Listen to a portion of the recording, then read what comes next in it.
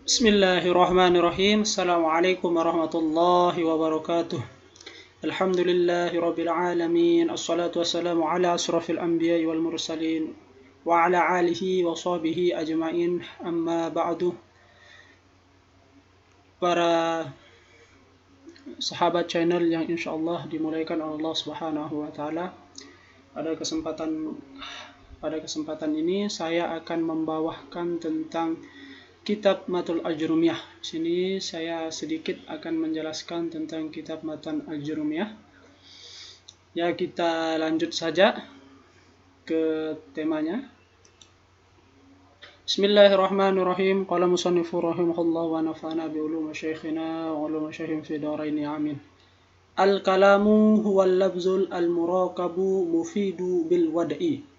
Jadi al-kalamu di sini kedudukannya sebagai mubtada dan dia berbaris rofa karena al-kalamu kalimat kalam ini merupakan isim ma'rifat di awal kalimat dan ma'rifatnya menggunakan alif lam.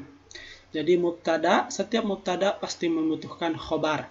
Selanjutnya kita lanjut ke kalimat huwa. Kalimat huwa ini merupakan isim ma'rifatnya dengan isim domir yang munfasil. Nah, di sini fungsi huwa ini adalah sebagai pemisah, yaitu pemisah antara mubtada dan pemisah antara khobar.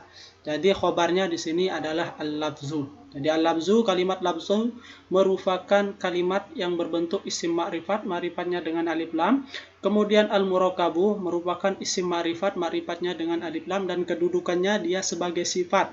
Jadi sifat itu tergantung mausufnya. Kalau mausufnya sedang berbaris marfu, maka sifatnya wajib dia berbaris marfu. Jadi al-lafzu di sini sebagai mausuf dan al-murakabu sebagai sifat. Al-mufidu, kemudian al-mufidu merupakan isim ma'rifat, yaitu ma'rifatnya dengan alif lam dan kedudukannya juga sebagai sifat. Nah, jadi mausufnya tetap satu, yaitu al-lafzu. Ini sebagai mausufnya. Kenapa tidak al-murakabu? Karena sifat itu tidak bisa mensifati sifat. Jadi tetap dia mausufnya tetap satu. Sedangkan bil wada'i itu sebagai jar majrur. Ini tersusun dari dua kalimat, itu huruf jar dengan wada'i ini sebagai jar majrur. Jadi kalam huwal lafzu. Jadi kalam itu adalah lafaz yang tersusun yang memberikan faedah dan menggunakan bahasa Arab atau bil qasdi, yaitu dengan sengaja. Ya, di sini kita bahas tentang syarat kalam. Di sini dari 4 syarat ya, sehingga bisa dinamakan kalam. Yang pertama, al-lafzu. Jadi lafaz. Nih, lafaz al-lafzu huwa sautu mustamilu 'alal ba'dil hurufi hijaiyah. Jadi lafaz itu adalah suara yang mengandung atas sebagian huruf hijaiyah. Contohnya kazaidin fa innahu sautu istamala 'ala zai wal ya'i wa dali. Jadi sesungguhnya si Zaid ini sautu istamala, maka sesungguhnya si Zaid itu adalah suara yang mengandung atas huruf zal, ya, dan dal. Kemudian syarat kedua dari kalam itu adalah al-murakabu, yaitu yang tersusun. Ma tarakkaba min kalimataini fa aktsara, yaitu apa yang tersusun dari dua kalimat atau lebih dari dua kalimat. Contohnya min fi'li, dari fi'il plus isim, seharusnya di sini fi'il dan isim. Contohnya adalah koma zaidun. Nah, kalimat koma ini merupakan fi'il, sedangkan zaidun itu merupakan kalimat isim. Jadi koma zaidun ini tersusun dari dua kalimat, yaitu kalimat fi'il dan kalimat isim, maka dinamakan murakab. Kemudian min ismi, yaitu yang tersusun dari isim. Nah, di sini ada seharusnya dari isim dan isim. Ismi plus isim, yaitu Zaidun. Contohnya Zaidun qa'imun. Nah, kalimat Zaidun dan kalimat qa'imun ini merupakan tersusun dari dua kalimat, yaitu Zaidun merupakan kalimat isim yang pertama dan qa'imun merupakan kalimat isim yang kedua. Sehingga contoh dari kedua koma Zaidun dan Zaidun qa'imun ini merupakan al-murakabu, yaitu yang tersusun dari dua kalimat. Selanjutnya syarat yang ketiga adalah al-mufidu. Jadi mufid ma'afada fa'idatan yasunu sukutu minal mutakalimi wassami'i. Jadi mufid itu adalah apa yang memberikan faedah sehingga diamnya itu lebih baik daripada berbicara dan mendengar. Jadi paling mudah itu mufid itu adalah yang berfaedah, memberikan manfaat. Contohnya adalah qoma Zaidun. Nah, di sini Zaidun telah berdiri. Nah, ini dinamakan mufid. Kenapa dinamakan mufid? Karena dia memberitahukan keadaan si Zaid itu. Keadaan si Zaid itu sedang apa? Sedang berdiri. Nah, maka itu dinamakan mufid. Karena dia sudah berfaedah. Kemudian contoh yang kedua adalah Zaidun qaimun, yaitu Zaidun adalah orang yang berdiri. Orang berdiri. Maka di sini dua contoh ini tersebut al-mufid, yaitu yang berfaedah. Selanjutnya syarat kalam yang ketiga itu adalah al-wad'i. Nah, itu wad'i. Itu fasaruhu ba'duhum bil qasdi. Jadi al-wad'i yang dimaksud dengan wad'i itu sebagian ulama nahwu menjelaskan al-wad'i itu bil qasdi, yaitu harus disengaja. Dalam artian sengaja berbicara, dia harus melafazkan itu dengan cara sengaja. Yang kedua, fasaruhu bil wad'i al-arabi. Sebagian ulama nahwu menjelaskan yang dimaksud dengan al-wad'i itu adalah al-arabi, yaitu menggunakan bahasa Arab. Ya, insyaallah mudah-mudahan bisa dipahami. Sampai sini kita lanjut. Wa aqsamuhu salasatun ismun wa fi'lun wal harfun ja'a lil ma'na. Fal ismu yu'rafu bil khabdi wa tanwini wa dukhulil alifi wal lami alayhi. Wal hurufil khabdi wa hiya min wa ila wa an wa ala wa fi wa rubba wal ba wal kaf wal lamu. Wal huruful qasami wa hiya al wawu wal ba'u wat ta'u. Wal fi'lu yu'rafu bi qad wa sin wa sawfa wa ta'i ta'nisi sakinati wal harfu ma la yasluhu ma'ahu dalilul ismi wa la dalilul fi'li. Wa aksamuhu, wawunya di sini dinamakan waw ibtida istinafiyah atau waw istinafiyah boleh. Jadi aksamuhu ini tersusun dari dua kalimat, yaitu aksamu falas hu. Jadi aksamu di sini isim nakirah, hu merupakan isim ma'rifat, ma'rifatnya dengan isim domir yang muttasil, yaitu domir yang bersambung. Kedudukannya sebagai mudhaf mudhafun ilaih. Gabungan antara mudhaf mudhafun ilaih itu sebagai idhofah di awal kalimat, kedudukannya sebagai mubtada. Dan mubtada itu dia tidak lepas dari khobar. Pasti ada khobarnya. Mana khobarnya? Salasatun. Kemudian ismun. Ismun ini kedudukannya sebagai badal. Jadi badal itu tidak lepas dari mubdal minhu. Jadi badal tergantung dari mubdal minhunya. Kalau mubdal minhunya sedang berbaris rofa, maka badalnya wajib dia berbaris rofa. Nah, di sini mubdal minhunya adalah salah satu. Kemudian ismun sebagai badal, namanya badal ba'di minkul. Wal fi'lun wal harfun. Di sini wal fi'lun wal harfu ini ada huruf ataf, matubnya ke ismun. Wal harfun juga begitu, wawunya di sini waw ataf, matubnya ke ismun. Ja'a lil makna. Ja'a merupakan fi'lun madi mabni alal fathi, fa'ilun mustatirun. Jadi fa'ilnya nanti mustatir takdiru huwa. Jadi ja'a di sini merupakan fi'il madi yang fa'ilnya nanti mustatir takdiru huwa. Sedangkan lil makna, ini lil makna tersusun dari dua kalimat, itu huruf jar dengan makna. Ini sebagai jar majrur. Nanti di sini dia i'rabnya diperkira-kirakan ya. Fal ismu yu'rafu bil khabdi wa tanwini. Fa di sini namanya fa fasihah, al ismu kedudukannya sebagai mubtada, dan mubtada itu pasti membutuhkan khobar, jadi khobarnya adalah yu'rafu. Sedangkan yu'rafu ini khobar jumlah fi'liyah. Yu'rafu merupakan fi'lun mudhari'un marfu'un ditajarrudihi anil nasibi wal jazimi. Jadi yu'rafu ini merupakan fi'il mudhari' yang sunyi dari amil nasab dan amil jazam. Tapi di sini merupakan fi'il mudhari' yang majhul.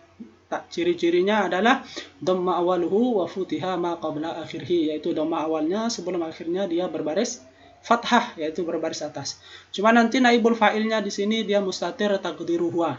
Sedangkan bil khabdi ini jar majrur, wa tanwini wawunya di sini waw ataf, matubnya ke bil khabdi, wa dukhuli wawunya waw ataf, matubnya bil khabdi. Dukhuli merupakan isim nakirah, al alifi isim ma'rifat, maka kedudukannya di sini sebagai mudhaf mudhafun ilaih. Walami wawnya waw ataf, matubnya ke alifi alaihi, ini sebagai jar majrur, tapi sebagian di kitab matan jurumiyah itu tidak mempunyai alaihi ya. Kalau alaihi ini sebagai jar majrur. Wal huruful khabdi. Nah, di sini wawnya namanya waw ataf, matubnya ke bil khabdi nih. Matubnya ke sini. Atau wadukhulil alifi boleh. Wal huruful khabdi. Nah, di situ matubnya ke sini ya. Wadukhulil alifi. Di sini matubnya wadukhulil alifi, karena di sini juga sebagai mudhaf ilaih. Ya. Wal huruful khabdi, di sini waw ataf, matubnya dukhuli sebagai mudhaf, al khabdi sebagai mudhafun ilaih. Wahia, wawunya di sini namanya waw ibtida, permulaan atau waw istinafiyah. Jadi hiya di sini merupakan isim ma'rifat, ma'rifatnya dengan isim domir, domir yang munfasil yang berpisah, kedudukannya sebagai mubtada. Terus kenapa tidak marfu? Karena dia hukumnya di sini hukumnya mabni, karena domir itu hukumnya mabni. Setiap mubtada pasti membutuhkan khobar. Mana khobarnya? Min. Nah, min. Kenapa tidak marfu? Karena huruf itu hukumnya mabni. Jadi min ini merupakan huruf dan hukumnya mabni. Terus wa ila, wawunya waw atof, wa an, wawunya waw atof, wa ala sama, wa fi, wa rubah. Nah, di sini lihat wal ba'u. Nah, di sini dia berbaris marfu karena wawunya di sini merupakan waw atof, matufnya kamin.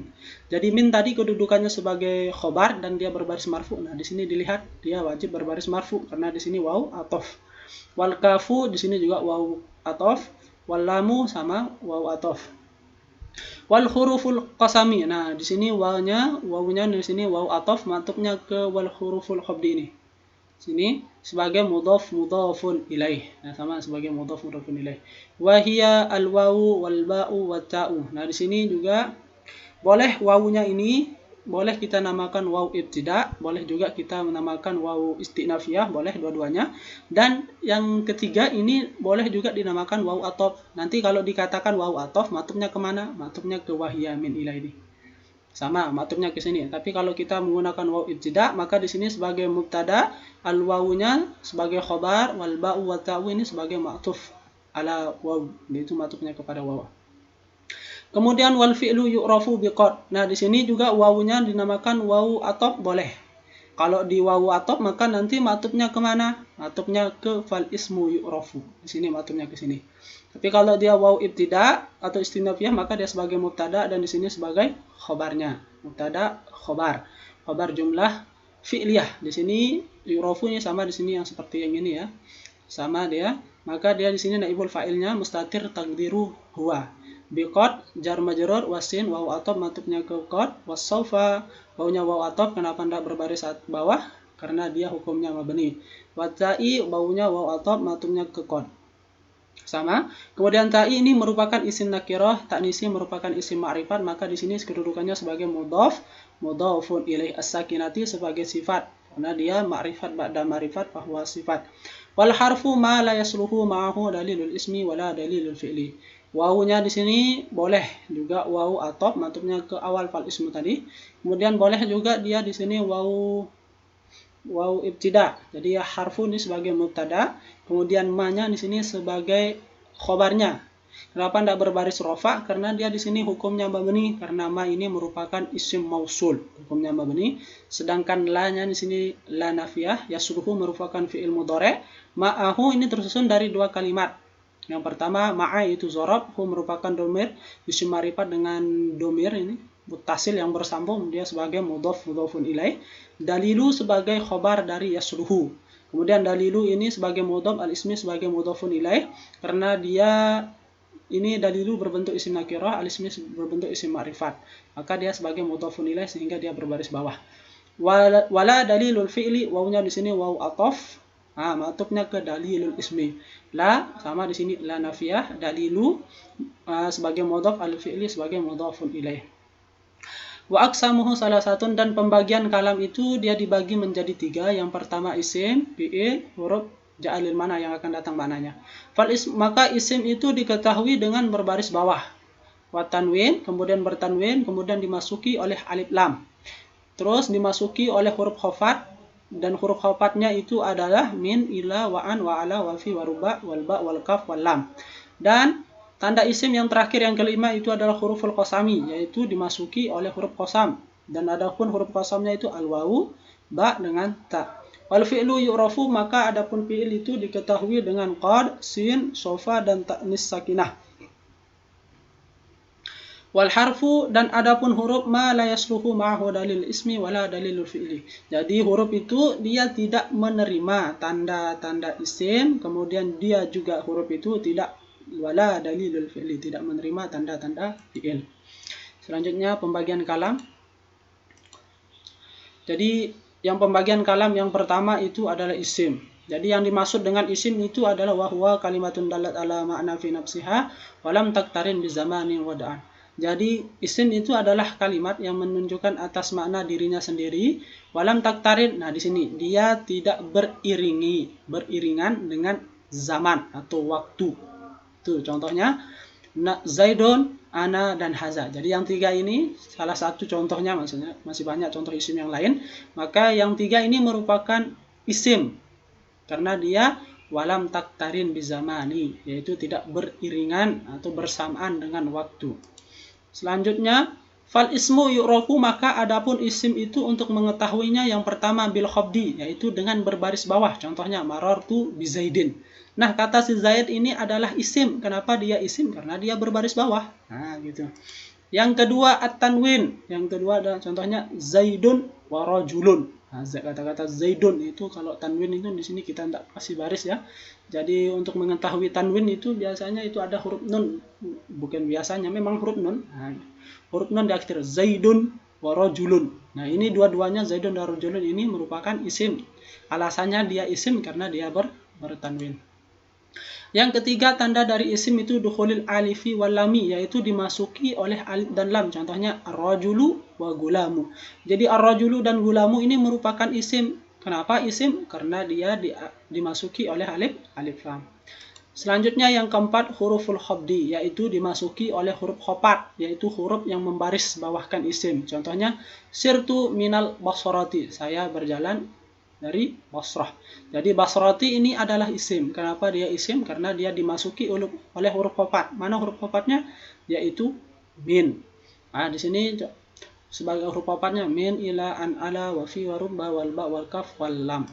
Yang ketiga, tanda isim yang ketiga itu huruful qasam, yaitu dimasuki adanya huruf qasam, yaitu huruf sumpah. Contohnya wallahi. Nah, wallahi, lapas Allahi ini merupakan isim. Ingat, lafaz Allahi ini merupakan isim. Kenapa dia isim? Karena dia dimasuki oleh huruf qasam. Adapun huruf qasam yaitu al-wawu, ba, dengan ta. Selanjutnya pembagian isim yang kedua itu adalah fi'il. Apa yang dimaksud dengan fi'il? Wa huwal kalimatun dallat ala ma'na fi nafsiha wa iktiranat bi zamani wad'an. Jadi fi'il itu adalah kalimat yang menunjukkan atas makna dengan dirinya sendiri, wa iktiranat bi zamanin, dan dia beriringan dengan zaman atau bersamaan dengan zaman. Nah, ini bedanya. Kalau dia di isim lam taktarin, dia tidak beriringan, tapi kalau dia di fi'il wal iktiranat, yaitu beriringan atau bersamaan dengan waktu. Itu fi'il, itu bedanya.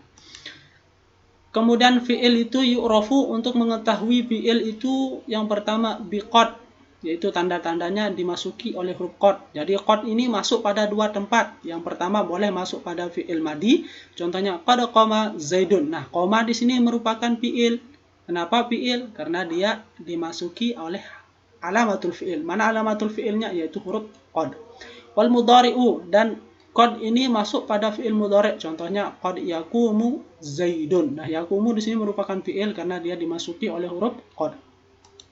Selanjutnya tanda yang kedua dari fi'il itu adalah sin. Contohnya sayaqumu Zaidun. Nah, yaqumu ini merupakan fi'ilun mudhari' karena dia dimasuki oleh sin. Jadi sin ini khusus dia masuk pada fi'il mudhari' ya, sin. Kemudian saufa yaqumu Zaidun. Nah, yaqumu di sini merupakan fi'lun mudhari'un karena dia dimasuki oleh saufa. Jadi sin dengan saufa ini khusus dia masuk pada fi'il mudhari'. Selanjutnya ta'nis sakinah. Contohnya qamat Hindun. Nah, taknya ini dinamakan ta'nis sakinah. Dia ini, maka setelah ini koma ini sebagai fi'il, maka dia merupakan fi'il. Selanjutnya pembagian kalam yang ketiga adalah harfun. Apa yang dimaksud dengan huruf? Wa huwal kalimatun dallat ala ma'na fi ghairiha. Jadi dia adalah kalimat yang menunjukkan atas makna selainnya, yaitu selain dari isim dan selain dari fi'il. Itulah yang dinamakan huruf. Nah, jadi huruf itu adalah selain tanda, yang selain dari isim dan selain dari fi'il. Dan kemudian huruf itu, contoh huruf nahu ila, wahal, dengan walam. Ini merupakan contohnya, yaitu ila artinya ke, hal lam, apakah itu ya, lam itu artinya tidak. Kemudian huruf itu dia dibagi menjadi dua. Ada namanya huruf ma'ani, contohnya ila, wahal, walam. Itu huruf ma'ani artinya huruf yang mempunyai makna, yang mempunyai arti. Contohnya ila, ke, kan. Kemudian huruf mabani, yaitu huruf yang mabni, yang tidak mempunyai arti. Contohnya kata dalam kalimat si Zaid ini. Nah, dalam kalimat si Zaid ini tersusun dari 3 kata, yaitu za, ya, dengan dal. Maka itu merupakan huruf mabani, karena tidak punya makna. Apa maknanya aja? Zai, ya, dan dal. Tidak ada maknanya. Nah, mungkin sekian. Mudah-mudahan bisa bermanfaat bagi saya sendiri, dan bisa bermanfaat bagi antum semua. Kurang lebihnya nanti silahkan teman-teman koreksi. Kalau ada kurangnya silahkan diperbaiki, silahkan di komentar di kolom komentarnya, silahkan ditambahkan. Kalau ada yang ingin bertanya silahkan ditanyakan. Ya, mudahan bermanfaat. Intinya silahkan subscribe, like, dan share. Semoga bermanfaat untuk kita semua. Di sini saya membuat pertanyaan ya. Apa namanya? Paling mudahnya itu.